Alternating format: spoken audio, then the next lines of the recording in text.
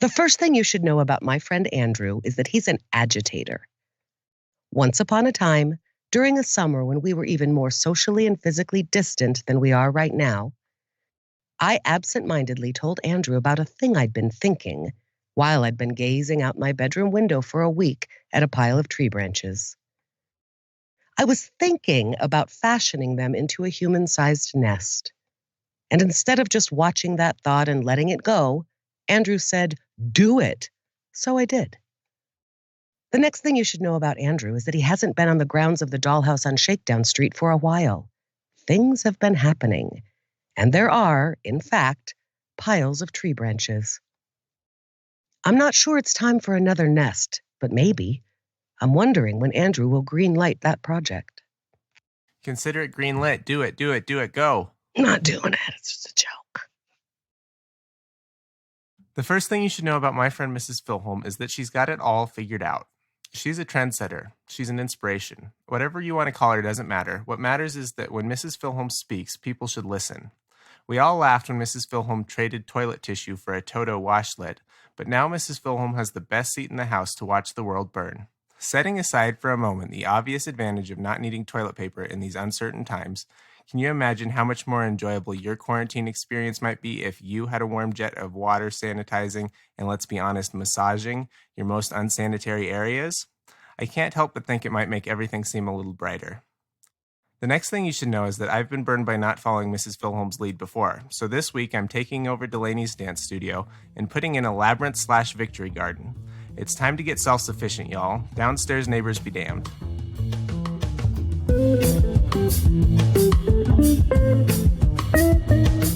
Welcome to Half My Age, a weekly show in which a 25-year-old adult and a 50-year-old child help each other make sense of the world.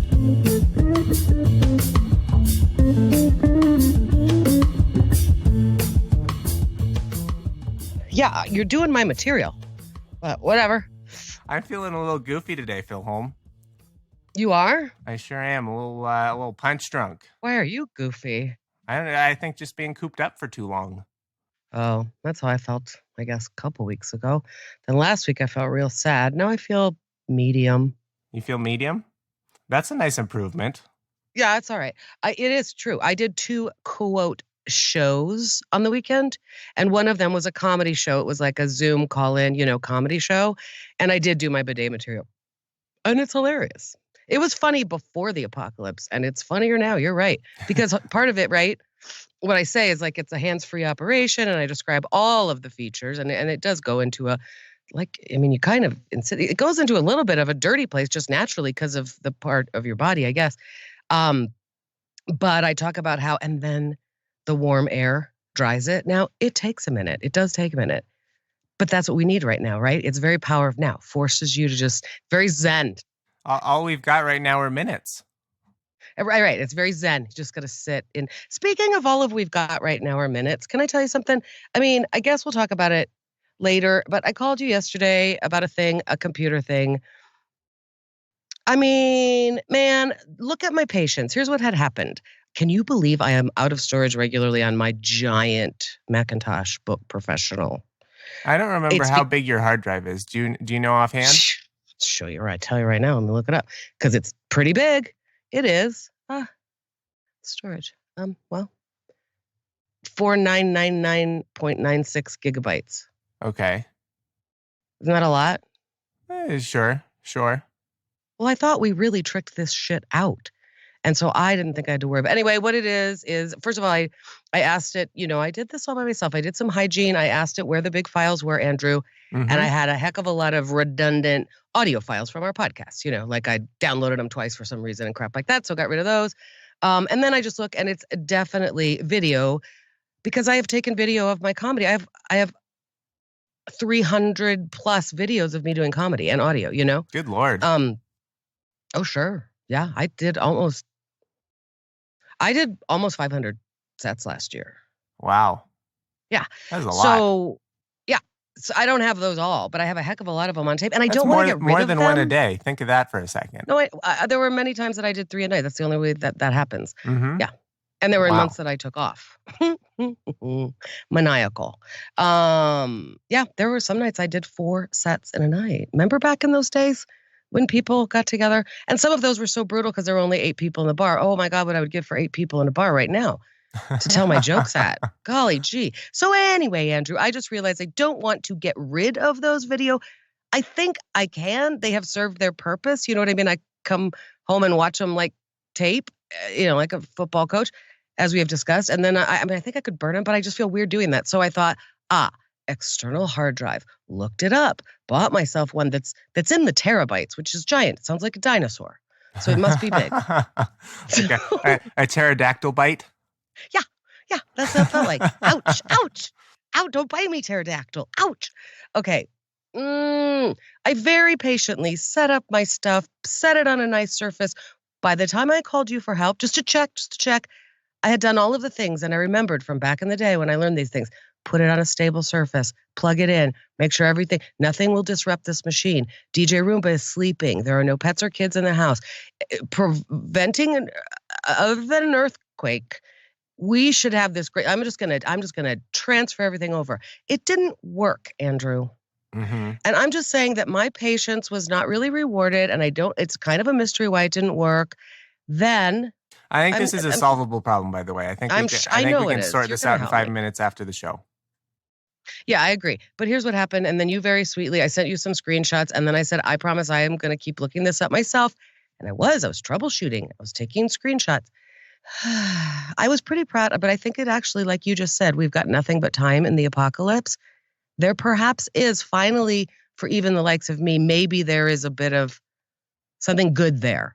Because what I did was I went, well, computer, I'm pretty frustrated right now. Oh, that was my next door neighbor. I'll tell you about that. I'm pretty frustrated right now, computer.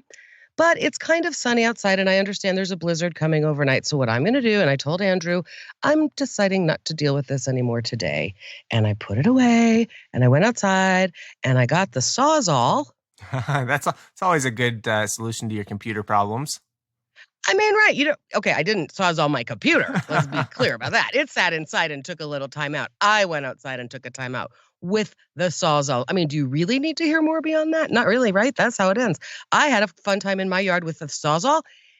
That's where the branches come in, huh? It all comes together. Some of them. Yes, and also, remember the squirrels? I remember the squirrels. I also remember the squirrel man and his plan to make a giant vine-covered, ivy-covered phallus. So I'm assuming that you took the Sawsall out and you trimmed some branches and you turned it into a phallus. I drew a dick pic on my yard. No, but hold on. I'm going to take a drink of my seltzer water. Do you know what I did this morning? I got up, made a breakfast, did the yoga. I've been up since 7 a.m. Warmed up my voice. That's not usual. Sometimes I, stumble in here and it's the first thing I've said all day and stuff. Oh, I have so much to tell. Okay. All right. Back to the phallus, the fall colored phallus. Mm-hmm. 2 things. So many things. Okay. We're going to grow a vine up it, right? And I told you I chose the one that was for fall foliage. Then I'm looking at it. The tree guy is kind of trying to convince me. I think he's trying to get me to lean towards a flowering one, but I think that's because he knows that I'm a flower freak. I've already harvested so many beautiful cut flowers from my yard this spring. Oh, so anyway, he's telling me this and I'm still skeptical. I don't think that those flourish here in Colorado, the clematis. I would like to try this Boston ivy. And then I said, why can't I do both? Right? Can't they even, and he said, yeah, you can absolutely try it. One might shade out the other eventually. But you could totally try it. And then he suggested that we could make it like a contest. So once I plant them, you could get several kinds of foliage, and you can make a bracketed tournament. Hell yeah, we could do a bracketed tournament of the Victory Garden. Do you think that the corn or the beans will do better this year? You know what I'm saying? Oh my God. Oh, I'd like that. Anyway, I think you should grow some corn in your little labyrinth Victory Garden. Do you want corn? Do you want corn? Is it even possible? Is it possible? Corn's one of the easiest crops to grow. Yeah, but you've got limited space and your path is very tightly wound. You might have the world's smallest corn maze. No, I know it could be a corn maze, right? I know you really could. It totally, and that would make sense because then everything would be at the same height. Because the way I've planted that, it can't. The produce, the gardens can't. You can't really plant in spiral. They're not in a spiral. It's what's going to grow taller than the other things. No, my corn would go in the beds, the raised beds where I put the tomatoes last year. That'd give I'm you thinking I could also do some corn. I privacy. thought of, oh yeah. Well, last year I had sunflowers there and those tomatoes that just grew so tall. I know, exactly right. Well, the other thing that I could do, it doesn't matter. I think about planting corn. I am not going to eat corn. I mean, I know it's delicious. I'm not going to eat corn. Corn takes a lot of space because it's 1 ear per plant, I think, right? I have no idea. So if I put in 12 corn plants, that can't be true. You got to get multiple ears off a plant. I know. I think it might be true. I'm going to look it up. 2 ears. You got 2 ear per plant? 2 ears per stalk. Is a stalk different than a plant? No. Ear number and size can vary greatly from cultivar to cultivar. Most sweet corn varieties have 1 to 2 ears per plant. Holy shit, I didn't know that. How in the world do we consume so much corn? That must cover all of America, all of these cornfields. Have you not driven through the Midwest? It do cover all of America. It do. No, I know it's huge. So that's the thing. People love sweet corn, and Colorado sweet corn, like plucked out of my garden, is delicious. I mean, I understand the deliciousness of it, but it really is like it's a lot of space, and I don't know. Anyway, okay, back to the fall colored phallus. The idea is that we could have a bracketed tournament about a couple of vines growing up this thing, right? Okay, tree guy comes over last week and cuts it down. Did I send you some video? Nope. Oh, it was so cool because not only was he up on just a ladder with a chainsaw. I mean, that's cool enough, right? Fine. He's cutting the tree down in chunks, and I wasn't sure when I looked at it, like, how would I bring that tree down? I didn't know. I didn't have a plan. He's a professional. That was kind of interesting. But then what he does is he pulls all the stuff out onto the tarp, and then there's a wood chipper truck in front of my house, and he throws it through there. That seems ideal. That project, how long did it take from start to finish? Hour. That's amazing. It took an hour and a half because he stopped in the middle when he ran out of gas to sweet talk Donna for a minute. Rafiki came over. I told her to. I said, hey, tree guy's cutting down the tree. Come over and watch. So we sat there in lawn chairs and we totally did. Like Hank Hill, man. It was like King of the Hill. We just sat there and watched the work being done. Anyway, so he's bringing it down. So many things. Right now at the present, he's not done because he brought it down. Then it was getting dark. What was happening? Oh, I had a show. It was on Saturday night. I had one of my shows. I had to go get ready, and he needed to chip it up and then stop making noise because I was going to be broadcasting from my living room. So he took it away and he said, "I'll come finish this up." But he goes, "Now look what you got here." So anyway, it's sort of a sculptural looking thing. Right now it's ragged and not finished. He called it, he goes like, it's kind of like a modern art piece. And I went, not interested. Don't want a modern art piece. That sounds janky. Well, I have been staring at it a lot, wishing it were a nest. No, staring at it a lot, like as though I were thinking about contemplating a nest. Then I got out my Sawsall, which is not quite macho enough, and I have a crappy blade, and I don't really know how to change the blade. I could YouTube that. Anyway, he's going to come over with the chainsaw eventually and finish this, but right now I'm like doing a rough draft of it, and then he can edge it up. We're making it sculptural. It's cool. It's interesting. In my mind, I'm picturing like an Alaskan Inuit totem kind of thing. It's more like Edward Scissorhands. Like it's more like a spirally Dr. Seuss thing. Okay. Huh. And I still have questions about. I'll send you a picture. Maybe I'll make it show art. Depends on what other interesting things we talk about. I will. Well, I'll send it to you right now. This is only, like I said, this is very rough. And I said to him last night, okay, I can finally see the vision. Like I sent him a picture and said, okay, now I can see where we're going. Because I was still not convinced. I was still convinced we were going to cut it back to like the main couple of branches and just have it be like a tall, well, not, then it wasn't even looking fallacy. It was looking like it kind of, here you go. Like it kind of, like a fan at the top, like a trellis. I mean, honestly, it's going to be very cool. It's okay. So right now I'm working on this thing. It's not bad. And at first I was just like, that sounds janky and stupid. Listen, You know the orbs that I have in my yard, the cairns?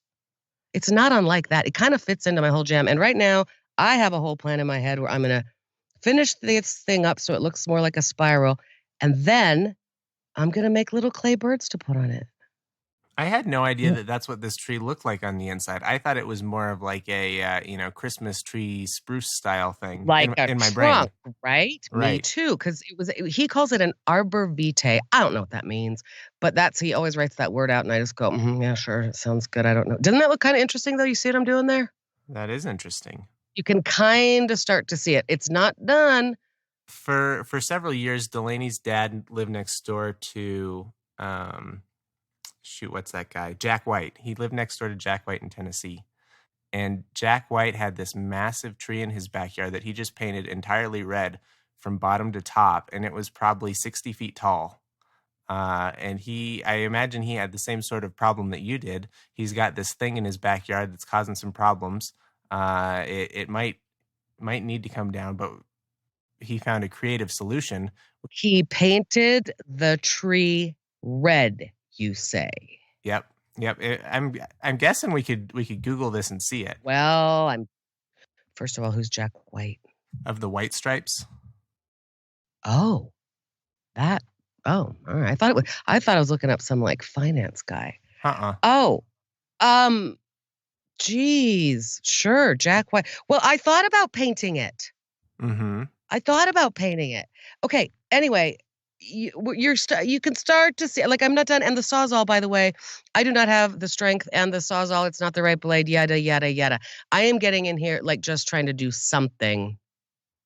And then, like I said, he's going to have to come. I just realized if I stand there over the dude, I'm going to drive him crazy. Like, could you take off that tiny little hair on the, it's like cutting my own hair. I'm going to just mess with it for a while. Okay. Now, as you were saying, didn't look like what I thought it would look like on the inside. Thought it would be more of a lodgepole kind of situation, like a trunk with arms, Mm-hmm. And so instead of it, it's all of these crazy little branches. And then in between, if you zoom in, you can probably see in between, in all of the spaces on this stump art that we have now, full of the brown dried up needles of that tree, right?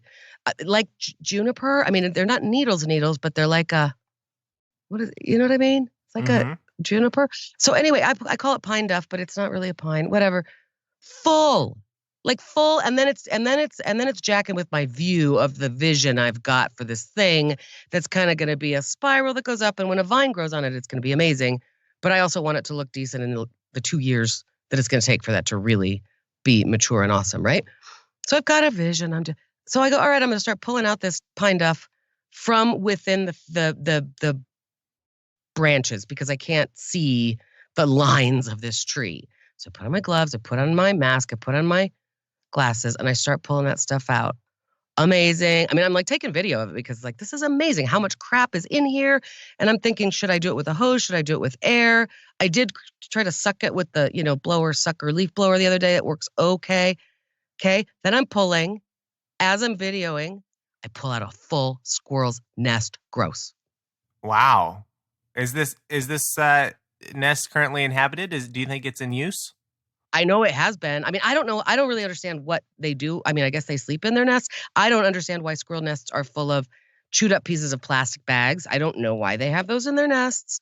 But I know that there was a family of squirrels in that tree because they Not would anymore. Jump in and out of it. No, I know. As it was coming down, I was telling Tree Guy, this delights me because that family they are going to be like, that's squirrels are going to be HQ. bummed out. Totally. I mean, I'm not kidding. And they would also go, like, it's right in the corner of my west portico, right? So they would, I couldn't have food in there unattended because they would just like, just burst through the screened in porch. They were awful. No, so it was so gross, but I didn't even know I was doing it and I was filming it. So it's kind of awesome. It was like, I was a reporter and I was uncovering something awesome because I'm pulling it out and all of this just like, mostly it was just plastic bag pieces and like other pieces of fluff. I wonder what squirrels are at with that. Why do they need plastic in their nests? I mean, you know how I feel about nests. Squirrels are very poor nest builders compared to birds. I would just like to point that out, animal kingdom. Which is funny because they have those little hands. They have those little hands. And they seem to understand humans very well because they watch me. And, it seems like they're studying my behavior to get the best of me. And they just sort of cram a bunch of crap into the branches of a tree. Oh, the elegance of how a bird weaves a nest. Squirrels, listen up. Quit eating the food out of the bird feeders and build better nests. Then you'll get my respect. That's funny. That's funny. I wonder if they're saving all those plastic bags for use in their small trash cans the same way we do. They're tearing them up into strips. That's what I don't get. And I don't get how that enhances a nest. Maybe it keeps it waterproof. I don't care. I don't want to talk about squirrels. It didn't seem decorative. I'm telling you, these were ugly. I wouldn't even call it a nest, squirrels. I am going to squirrel shame. You know what? I wouldn't even call that a nest. Compared to what the birds do, that was like a bunch of crap, like crammed into a hole. That's really lazy, squirrels. You know what that is, Mrs. Filholm? It's Bush League, literally. It's Bush League. The bell's on the other side. I think we're going to record the first episode of the Tree Podcast tomorrow. Oh, yeah? I can't wait to hear it. Do you have a name for this podcast? No. And in fact, tomorrow I told him we're going to do like you and I did, which is, you know what? I'm going to be his like sort of engineer producer on the other side of the glass, just making sure it's not just a monologue, I guess. We're going to try it. Just to get him. We're just going to have a conversation. I said, come prepared with something, even if we do it for 10 minutes. Just he's got to hear how he talks and how, what the tone is and everything. And if I'm the right person to do that, because I don't know much about trees, I'm pretty fascinated. But we'll see. He has some good ideas. Anyway, so that's the tree thing. That's why I left my computer yesterday, because I came out, got the Sawsall, uncovered a squirrel's nest, cleaned it up. So it sounds like you had a pretty good day after you left your computer. Oh, it's fine. And actually, my whole point about that, which I've really told, I think, at a decent pace is, oh, well, there will be time. There will be time. Now I am living the freaking J. Alfred Prufrock's life. I sure am. There will be time. Because it's the apocalypse. I've been applying for big girl jobs. There are some coming online. I did update my website, Beyond Mama Bear. You want to know what else, Andrew? I actually want you don't know about this yet. I would like your input. I'm happy to give it. I've always got input. I know it. As you know, last week, had a little friend come over, a 10-year-old friend, to do some painting in my backyard of her pottery that she had built a few months ago. She wore her mask. We were out of doors. We did not get 6 feet apart together, close. And I bleached the tools after she left so that I could use them again, blah, blah. I have heard from other parents that one of the hard parts about homeschooling is the lack, like they're supposed to do art studio time. And the mom and dads are going, what the hell? For me, it'd be like, could we just do that all day long? Everything is art studio. I don't know. Maybe I'm going to resurrect a little bit of play date if I reached out just to a few parents yesterday, and the ones specifically with middle school and high school and even older age kids said, hell yeah, I would pay to do that. Anything to get my kid out of my hair. I wonder if parents of littler kids would feel just more concerned about the whole, we are seriously socially isolating, Mm-hmm. I could also go to people's backyards. So it's just, me. I don't know. It would have to be very, very small groups. This is not the same model as before. Right. It's basically like private time with a pottery instructor. Private time with a pottery instructor and tools and equipment and, a hose to clean off, and the mess is not in your yard for a lot of people. Or right, just art time, something, a diversion. You said that Delaney was having, she's doing virtual dance classes, huh? Mm-hmm. Yeah. So cute, right? That's adorable. Mixed results. Is that right? Some classes are good, some classes aren't.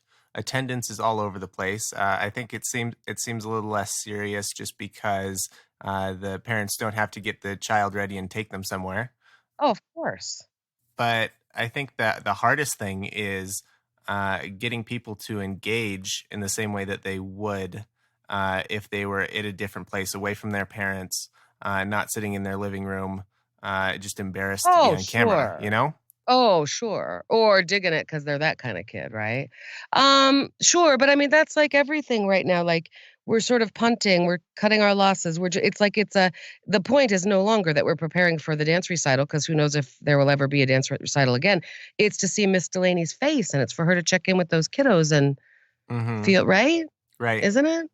That's pretty much all it can be. Yeah. And there's something delightful to me that she can do that. I thought about it all day yesterday, just like how sweet it must be for her to see the faces of those kids. And She I've loves heard it. from, and I've seen teachers, especially with little kids, who it's like, I hate this online schooling. But then again, I get to see the little faces. And yeah. So, right. I mean, I'm not sure if that's going to be illegal to do one-on-one, just one family or one kid at a time.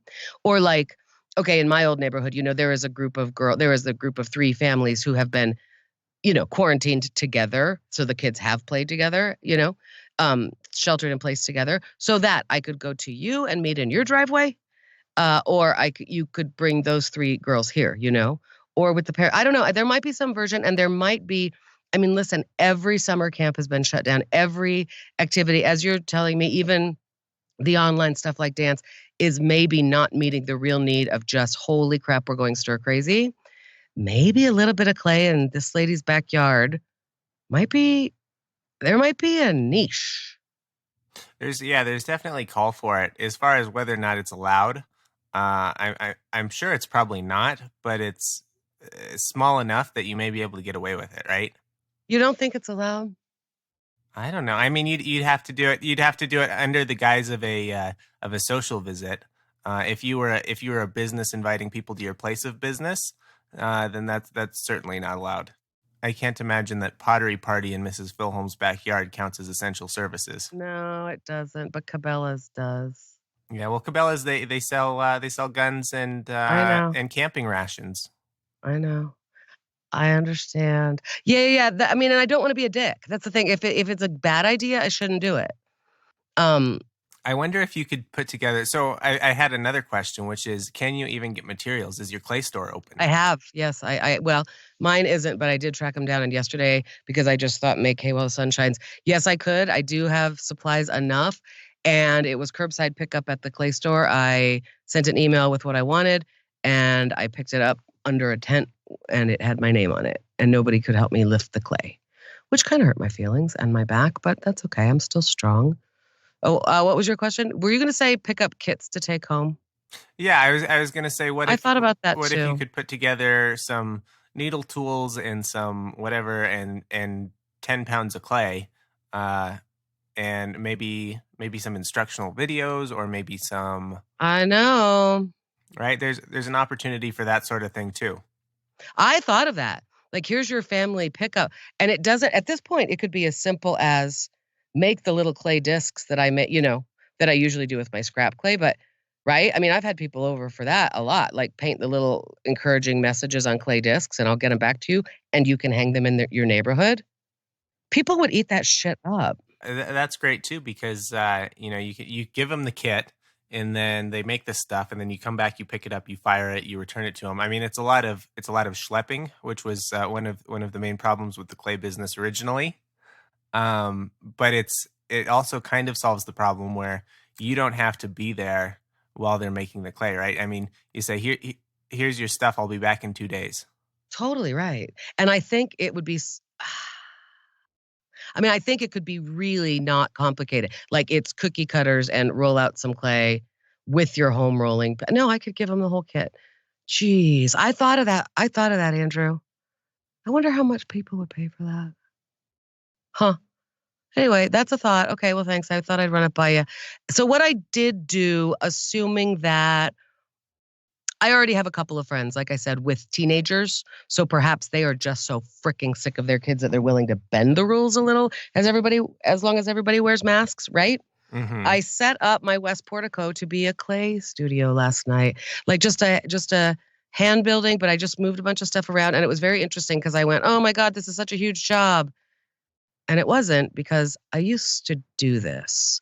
And of all of the things I did not expect to resurrect, it was clay in my backyard for other people. When I moved into this house, the first thing I did was wire the kiln before the security system or the garage door. But that just felt like almost recklessly indulgent. And now to think, you know what? In all of the various things that I have to provide the world, this one is perhaps the most unique. I could send home, it doesn't even have to be clay. I could send home little art kits. Like, honestly, parents really struggle for this. They go, I don't know what to do. I'm not creative. It's like, what do you mean? Sticks, build it. You could build it, give them instructions on how to build a tiny little nest. Yeah, there's all kinds of little projects like that parents who I assume are like me and consider themselves not to be creative. There's no way I would dream up a project like that or be comfortable telling the kid to go outside and make some sticks and make a nest. That just seems outside of my thing. You need the removal. You need the one person away, someone who's not the parent, to say go out there and play in the dirt. Yeah, totally. And maybe, yeah. And would you value it as a parent, do you think? I would think so. I got to believe that parents are going insane. They're going insane for sure. And they are saying to me, like, oh my God. I mean, not all of them, obviously. Some of them, this is their jam. They're like me. It's like, let's think of artistic ways to teach fractions. But there are some who are just like, I don't have a creative bone in my body. Huh. It's good to hear that it seems like this week you're doing much, much better than the last 2 weeks I talked to you. I am, but then I'm really going, am I losing my mind? I mean, am I putting my energy in the exact wrong place? Because I am also applying for jobs, like I said, updating my resume. We talked about it a while ago. I just looked and I went, I have to have my resume has to be updated. I have to do the current crap, like make it a little bit more graphic, like highlight my skills. I looked at it, I go, I have to. My resume looks like an old. It's a very beautiful, easy to read bullet pointed resume, but it looks like a 51-year-old woman, a really cool 51-year-old woman, but a 51-year-old woman wrote that. So I've been doing stuff like that and applying for actual jobs. Mm-hmm. And just for reference, I don't think there is a wrong place to spend your energies right now. I think as long as you're making progress in a direction, it's all good. I'm not sure I am. You are too. You're building a fall phallus. I'm building a backyard that's just beautiful. And then you think about it, when it does open up again, the world, this backyard has a walking path. Like, what a place to bring your rowdy kids. Totally. You can zen out on any, I'm telling you, any kid who can walk that spiral. Oh, follow up. It takes approximately a minute to walk in and out. If you do it at a regular pace, that spiral takes about 30 seconds in, 30 seconds out. And I think that I could figure out that pace. And then I figure, cool, once the world opens up again, when I have like a 4-minute set, I can literally practice my comedy 1 minute in, know where I am. That's kind of cool. Sure. And that's got to be good when you're on stage, to be able to associate the point in your story or your set with, I don't know, that seems like a good way to keep time. Yeah. I know, right. Exactly. To be able, I know, totally. To know where it's like when I would swim, when I was a swimmer, right? You'd kind of know where you were I don't know. It seems like that, like to have a pedestrian way to remember. Anyway, and other follow-up, John Siracusa is not a Scorpio, just letting you know. I said he might be last week because, as you were saying, his whole thing was just stay alive or whatever, just survive it. And I am in a better place than I was last week. I noticed myself coming out of it for a couple of reasons, probably. And I noticed it.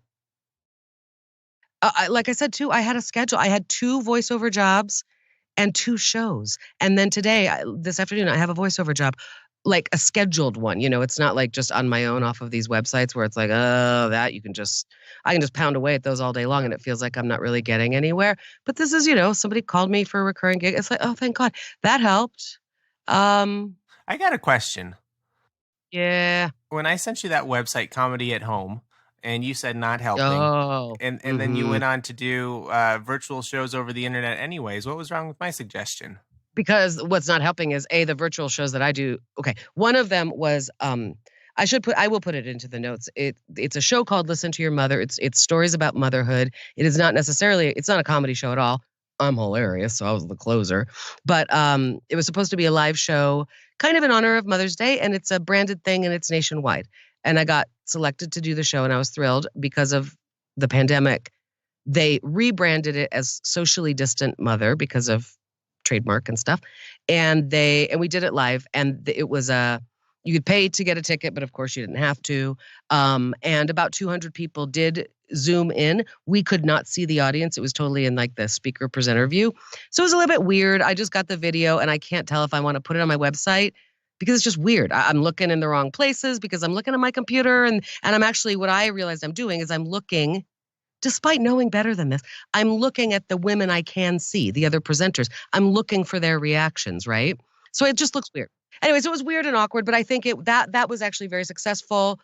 200 people tuned in. It was meant to be a show. I think it was 90 minutes long. Kind of a poignant show. You sit there and you watch it, and you have the feels about being a mom. And now it's available elsewhere, and I will put the link in show notes because it was really a lovely show, and I cried and I laughed, and that one to me worked, and I felt kind of triumphant. The next one was a stand-up show, and it was live, and so same thing, you could see everybody, but there was a delay because of reasons. And so I did a 5-minute comedy set. I'm not good at holding for laughs anyway. That's kind of one of my weaknesses, and I'm getting better. But I would literally say a punchline, know to hold, not hear a damn thing, and go, okay, moving on, and then I would hear the laugh. And it was actually confusing. And it was painful. And you could hear people didn't know to mute themselves when they were yelling at their kids or their dogs. It was just kind of brutal. But then you sent me, what wasn't helpful is that you sent me actual real comedians who are now doing this, I'm doing stand-up from my bedroom now. Not helping because people are going to tune in and see that. You can buy Louis C.K.'s new special on his website for $8. Why would you pay $8? This is not that. This is you can sign up. It says sign up to perform. I know. These are local comedians of your same no, they're not caliber. Yeah, totally. They totally are. Either way. Okay, well then who's listening to it? I don't know. It just seemed dumb. The other thing is that the point is that everybody's doing that. What's not helping is that it just seems like it's too, I don't know. It just seems like it's too noisy. If you want to watch comedy, everybody's going to watch The Tiger King. They're not going to tune in to see my dumb show. Now with that attitude, they won't. Dude, you can watch Louis C.K.'s new super secret special show for $8 American. I'm sorry. You were looking for an outlet to go perform comedy in front of people, and that was the need I was trying to meet. No. I know you were. I had just because I had experienced this myself. What I'm realizing is, the need to go perform before people remains. It is for me. I do not believe it will ever be the same doing it, quote, live, or trying to tell actual jokey jokes to an audience that isn't there in front of me. It will never, ever feel okay. Now, again, I made a few funny little videos for parents. I mean, you're not the audience, but those are good little videos, and I could work on getting those more play because they're really pretty funny. People who are doing stuff like that, I think that's where. The waffle stomping video that my friends made showed you that. That was pretty brilliant to me. They just did a similar thing. These 4 guys where they were just insulting it. I really miss funny little video they put together. I sat there and laughed out loud, which makes me so happy. I also realized that one of the things that has been sincerely missing in my life, this is risky to say, but God, I miss being made fun of every night. And I miss roasting other people. Everything has been so sincerity overload, and so sad. As I was saying last week, I can't handle, please do not. And I'm still kind of on that mode. When I go, when people want to bitch about how it's snowing, 2 days ago, I'm like, yeah, well, at least the sun is shining today. We got that. Let's go on our walk. And people go, yeah, but it's going to snow again on Thursday. It's I'm telling you, I cannot with the negative. Everybody's on that level where it's and there are people who are sensitive and freaking out for real. So I can't just say to them, something mean and get your shit together, son. But I can to my comedy friends, and I miss that. And I really miss them making fun of me. But instead of making fun of me, they very kindly sent me Marcus Aurelius and the Stoics, and it helped. It's also funny how the comics are more sincere with each other now. That is interesting. In my mind, in my experience. We'll hang up the phone and be like, I love you and I miss you. And I think before it would have been like, bye, bitch, I don't know. Maybe I'm imagining that, but I don't know. Maybe everybody's just more dear to Me now that I miss them, now that I can't see them. Suppose that's like that for everybody. I don't know. I live alone, Andrew. That's kind of weird. It sounds like you've been seeing people, right? You saw Squirrel Man. You've been talking to Donna quite a bit. Oh, have I been talking to Donna? That's right. No, for being alone. There are a lot of people who are isolated, and you still manage to maintain some sense of community. I think where others may not. Because I have the yard. Yes, because I have yard and because I insist, right? And because I mean, and Tree Guy and his cool wood chipping truck live 3 blocks away. So on my walk yesterday, sometimes if it's nice, I take 2 walks in a day now. That feels good. And on my second walk of the day, he was out chipping wood or whatever, chainsawing trees in front of his house. So you know what I mean? It does feel like these are the people in my neighborhood. These are the people I can have a 6-foot distance from. And yeah, talking to Rafiki over the fence. Oh boy, though, she's also feeling alone. It's been a little overwhelming. She has a lot of questions for me, like, should I use red or brown mulch? And I think about it and I give her an opinion, and she definitely doesn't want the opinion. She's going to do what she's going to do. She just wants to talk about it, and I understand that. Right. It's an excuse to talk. Sure. Then she wanted to know if she should cover the tulips. And I said, yeah, it's going to be 17 degrees. That's probably a good idea. Then she came. I was back in my studio doing something, kind of enjoying my private studio. And she was in the doorway of my studio asking me if she should water the tulips before she covered them. So also alone, yeah, that's right. So because I have a yard and I have a yard to work on, and my son Georgie helped me carry flagstone, and the comedy boys, a couple of them have helped me shovel and dig and stuff. And then backyard pottery with Mask of the Neighbor. Yeah, you're right. I'm about the right amount. If I weren't afraid of how I'm going to make a living and stuff, this would be dreamy. I've got the right amount of social contact, really. If I could also go out and tell some jokes some nights, that would be awesome, in crowds of people, or announce a race or MC an event. That would be hot.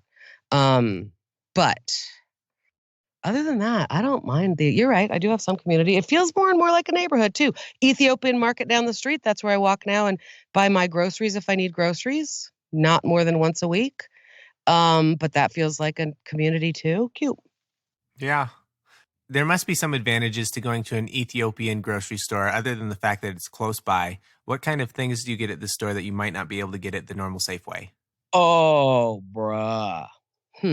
Packets of white men's undershirts, cheap bobbly jewelry, bags of twigs that I'm sure are some kind of spice, giant Ethiopian round bread. Are you purchasing all of these things, or are you just describing the store? You asked me what you could get there. What one could get there is what I thought you meant. Gotcha. Giant bags of things like grains that I don't quite understand, like what they are, but they're for sure interesting, and they're grains like rice and I don't know. Figs and things like that, and dates in interesting jars. Oh my God. You can buy teapots and tiny little porcelain teacups that are so fine and lovely. You can buy nail polish, sunglasses. It's kind of an everything store. Oh my God. You can buy probably incense, for sure, incense. It's Ethiopian and they're Catholic, right? So is there some prayer stuff in there? Oh, sure. Yeah, but she's Muslim, I mean, for sure. And there's always a guy in there who I think is either he owns the store and he just stands around, but I'm pretty sure he's in there flirting with her. Because he'll always just sort of be like gently like, oh, no, I always think he's a customer, or I have before, and he always sort of gently like, no, please go ahead. But when people come in the door, they say salam alaikum to each other. So I don't know. Maybe they're Muslim. I don't know. But there are religious things. There are Ethiopian costume, sort of, like simple dresses and things like that. A few of those, but I can't tell. I mean, like there's maybe 5 of those, but then there's 5 jewelries and there's 5 little polyester cheesy winter gloves. It's the damnedest thing. And I love it. It reminds me of when I first moved to Chicago, which was the first real city that I felt I had lived in. And there would just be little markets like that you would sort of find in neighborhoods. When did you live in Chicago? 19. When did I go to college? 88. 1988, I lived in Chicago. What were you doing there? Were you going? You weren't going to school, were you? I was. I moved there for the summer to live with my boyfriend and his family, just to have the experience of living in Chicago. And I canvassed for Citizens for a Better Environment. So we went door to door in the suburbs. And then I taught pottery at the Evanston Art Center, kind of interned up there. And I worked for the Lyric Opera of Chicago. I went there and did a summer. And then I did your semester abroad program. I did in Chicago. I did an urban studies program in Chicago. So what age were you? 19. You were 19. So you were just after your freshman year of college? I was a junior. Yeah, I was a young student. So it was my junior year of college, first semester. That would have been an easier way to tell you. In my junior year of college, first semester, I did an urban studies program for a semester, lived in Chicago. I didn't know that. I love Chicago. Love Chicago. And I really got to know it really well. Because partly we were taking an urban studies course. So we were all over the city doing volunteer work and learning and stuff like that. And also my first husband, Paul, his family was from there. So I spent a heck of a lot of time in Chicago thereafter. I mean, just visiting. And also it was my territory when I worked for Colorado College. So I just spent a lot of time there. I mean, every fall I was there doing school tours and stuff. So I know Chicago really, really well. And I just love it.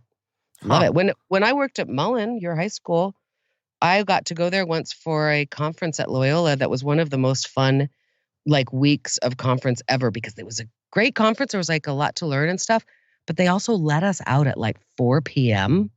Oh yeah. Yeah. And so I got to and I had a really nice hotel. I mean, it was on the edge of greatness on the Gold Coast. So it felt it was fancier than I for sure needed, And I mean, I could go home from the conference, take a shower, and go out at night in Chicago. How fun! Right. That's what I imagined business travel would be, and in my few small business travel experiences, that's very rare. Yeah, it is more rare than one would hope. I think sometimes you get it. Yeah. You would think that you'd be able to go out every night and explore, and I actually had that for, I don't know, 4 days in Minsk, Belarus, and that was amazing. It was perfect. But every other business trip I've been on, it's staying up late trying to get the work done during the evening that you couldn't get done during the day because you're in meetings. Yuck. Yeah. I've had that. I've also had the thing where there's plenty of time at night. Now, this was Catholic high school teacher conferences, but you're someplace where you don't go out. You're in rural Illinois at a college in the summer, So it's ugh. Anyway, so yeah, I love Chicago, and I'm quite familiar with Chicago. Worked at the Lyric Opera of Chicago doing telemarketing for a while. Oh my goodness, I'm so sick of telemarketers right now. I keep getting calls from real people, You not do? robocalls. And you answer them? I've started answering my phone because I'm trying to rent my house. So bummer. I want to catch people when they're interested, Sure do. Why was there a time that I was answering a phone recently? Must have been about a job that I thought, oh, you've got to answer that because it's going to be an unknown number. I remember. Yeah. And any luck renting the house? No. I've dropped the price $200 a month, and I haven't had any luck. My realtor, who sold me the house 3 years ago, he just posted it to his Facebook page, so I'm hoping that gets something, Sure. But I think that people certainly aren't in the mood to move right now, especially if they can't be evicted. Mm-mm. Yeah. Right. So I don't know, and I suppose the only thing I can do is to continue lowering the rent until I get someone in there. Yeah, I guess. Golly, you just never know all of the various tendrils of this thing. Yeah, so that's my worry right now. Right now, Delaney and I are paying rent and a mortgage, and my hours were cut from 40 to 15. Gah, that makes my stomach hurt more. See, that's what I'm saying. I'm not kidding. I feel a little ulcery today. I really do, Andrew. And It's all okay, Mrs. Filholm. I know it's not, but it is. Yeah. I know. It's fine. I know. It's just the tendrils of it. Like I said, it's just many-tentacled beast. And you know what that makes me want to do? Plant some plants. I think you need to finish fleshing out your fall-colored phallus. I know. I mean, really, and we're not fleshing it out. Gross terms. I've noticed that I've been thinking in alliterative word strings recently. Like in my cold open, I talked about your trading toilet tissue for a Toto washlet. I don't know what's going on in my brain. I always do that, but yeah, that's interesting. Well, fun. I love it. I do it I love alliteration. Always have. It's also, I do it a lot in our cold opens, really. Interesting. So your brain's just thinking like that, huh? Yeah. But okay, now get this. So I'm going to have this branchy, stocky thing, which I think is going to look a little bit Dr. Seussy, like a little bit like a spiral. The other thing it reminds me of is, like I said, Edward Scissorhands, like very manicured bushes, in the 50s, kind of, right? A little bit artsy. It kind of looks like, I think it's called the minaret, which is one of those, not exactly what I'm thinking about. Well, kind of. There's one on here on the Google images. Imagine a tower that a Muslim guy calls everyone to prayer from. But this one that I'm thinking of in particular is a spiral pathway all the way up. The one at Minaret Architecture Encyclopedia Britannica? Is it reddish? Yeah. In color? Yeah, we're looking at the same one. Put it in a show note. That, exactly. It does kind of look like that, right? There's a little, yeah. I know. There's a little bit of that. Yes, that's exactly what we're going for. But there's a little bit also kind of Dr. Seuss. Anyway, now I'm going to look up this Jack White painted tree because it did occur to me to paint it. Then I thought tree guy would probably have a fit. And then I thought, why would he care? It's a dead tree. We're not preventing growth. Then I thought, oh my God, I'm painting it gold. Then I thought, that's not forever, right? The paint will wear off. Fine. By the time golly, now I'm inspired to do that. And then I thought I'm going to fill it with little clay birds. But okay. Point being, I do a lot of staring out the window at piles of sticks sort of thing lately. The spiral is complete. Now it's ready for planting. The tree is, mostly gone. So it's like a totally different look back there. I spent a lot of time going, what I want it to, and I am like being pretty picky about it. It's getting magical. I'm surprised by how much I like that tree sculpture-y thing. Like, to me, people who don't just cut trees out of their yard and like turn a stump into art, I don't like it.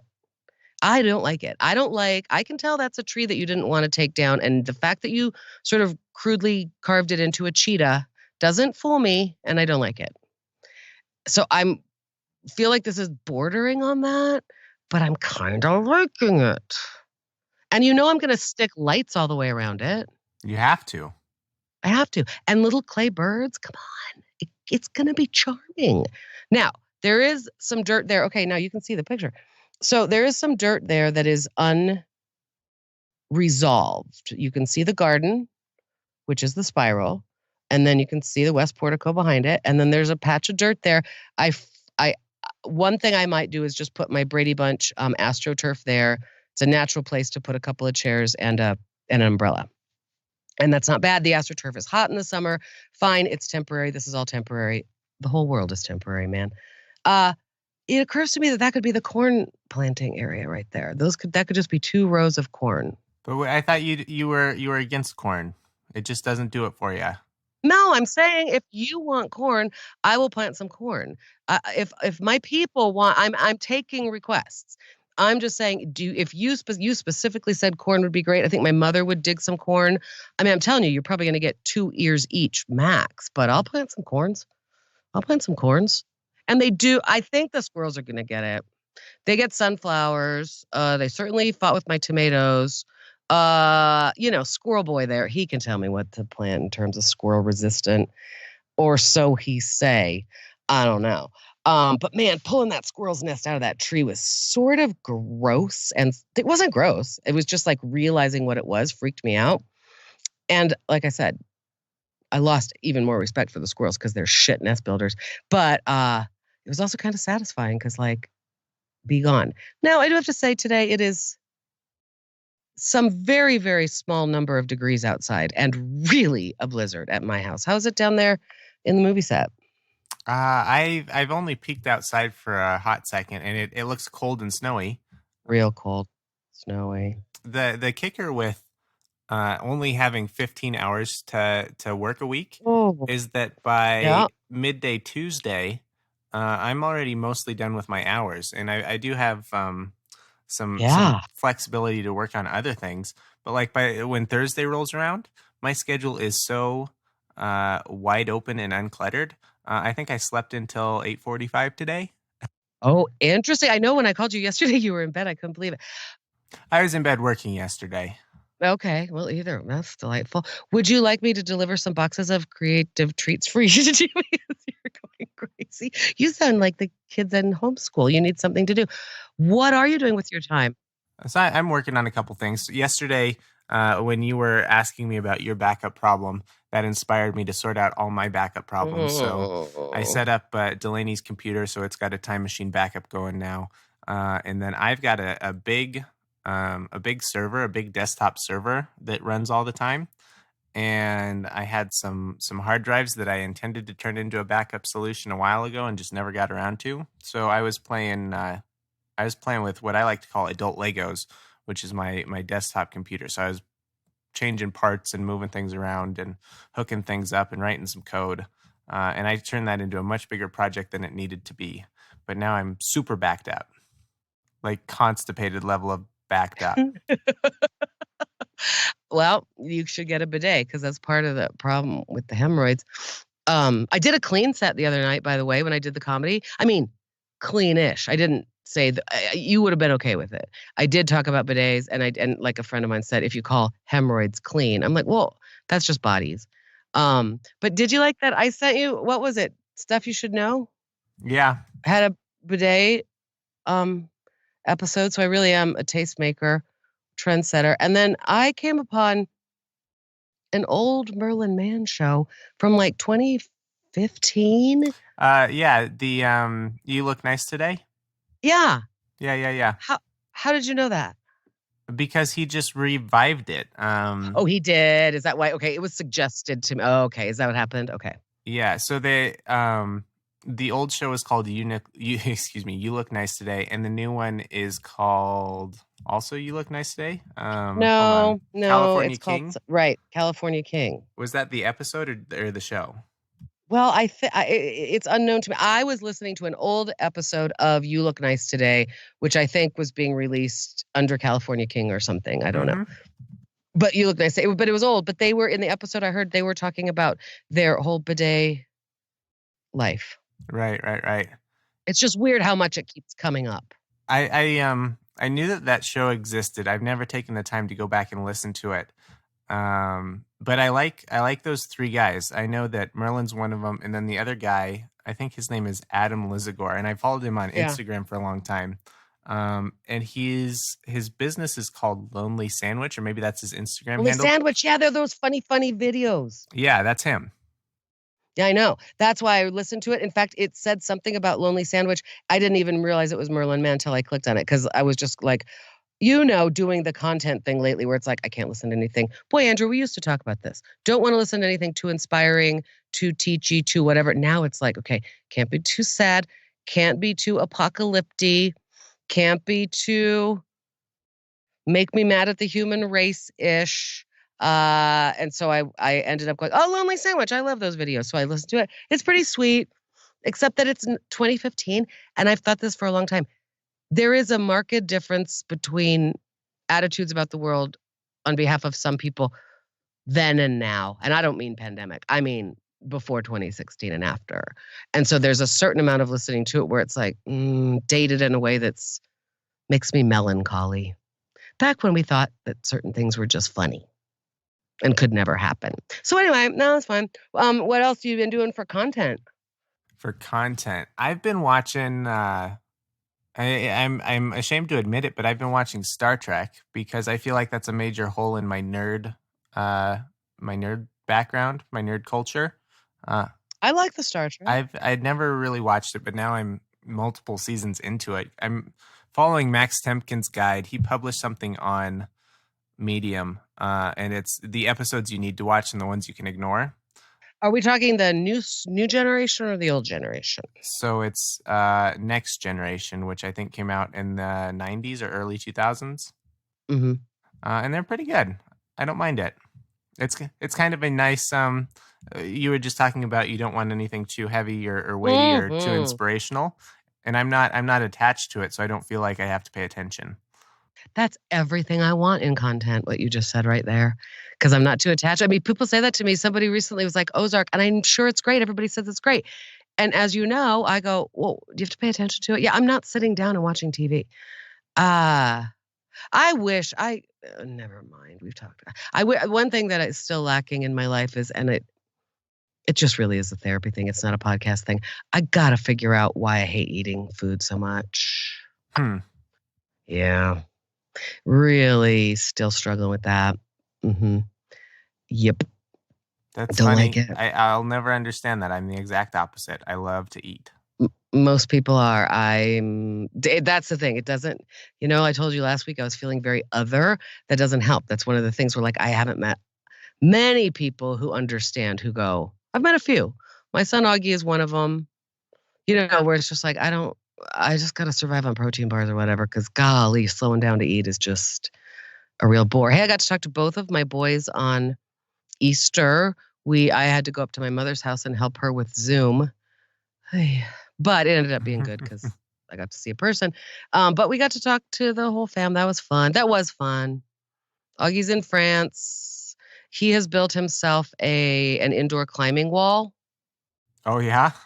Oh, you should see this kid. So all he and his girlfriend do are work out and do indoor climbing walls. He's so ripped, I don't recognize him. I can't imagine his landlord's happy about that. He's living with, he has gone away from his apartment at the university because they were shut down to this young woman's family home. So it's a family home with a little bit of a yard, and they were explaining to us what they did. They took, they sort of took pieces of plywood and did this, and she had some old rock climbing holds already, like some purpose-built holds, and then they made some out of wood, and they got some rocks, and they screwed them. They've made this little wall. That seems fun. Oh, totally fun. And it was so funny because I did it. I did that, and my brother, when I was in college, I was a rock climber then. That's what's so funny is Augie didn't even know that. I'm like, I know everything you're doing here, son. And we took clay, and I remember making it extra, like mixing extra grog into it, firing it probably in the gas reduction kiln. So like cone 10, like 3,000 and more degrees, metamorphic rock, and making it flat. And we made all these little holes, and then we glued them, and we tried to figure out the best epoxy onto the brick chimney of my parents' house at 6906 Parfait Street in Arvada, Colorado. Yeah. My mom was like not super thrilled, and I'm sure they still exist there today because they were sort of stuck on forever. But they were like, earth and color.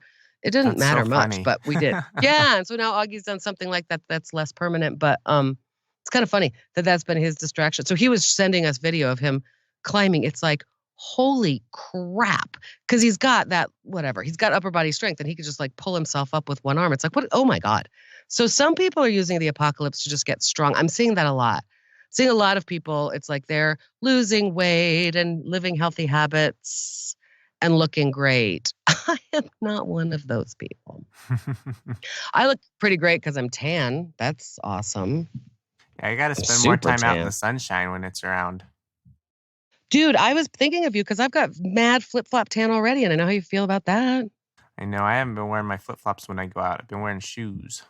Do you know, when you were saying like I have community, to me, the truth is having the yard makes all the difference, because it does feel like you can stand in the backyard with people, and keep 6 feet apart and still, like Donna said, when the boys were over last, whenever they were over last shoveling and mulch for me, the comedy boys, Donna said, I can't hear what you're saying because she's got some hearing loss, but she said, I can hear the laughter coming from your yard. And it's like, not very many people get to sit next to their very own private comedy show.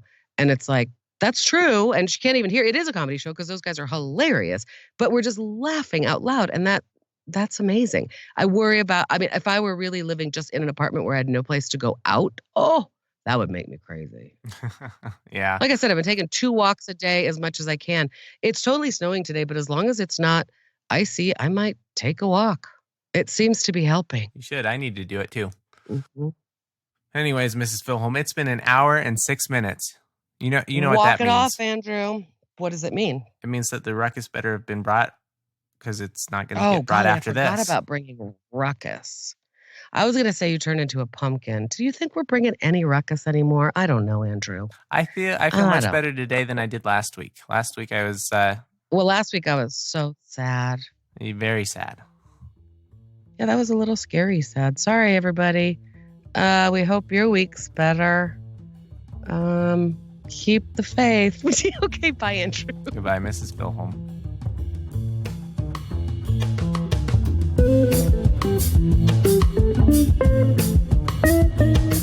Thank you.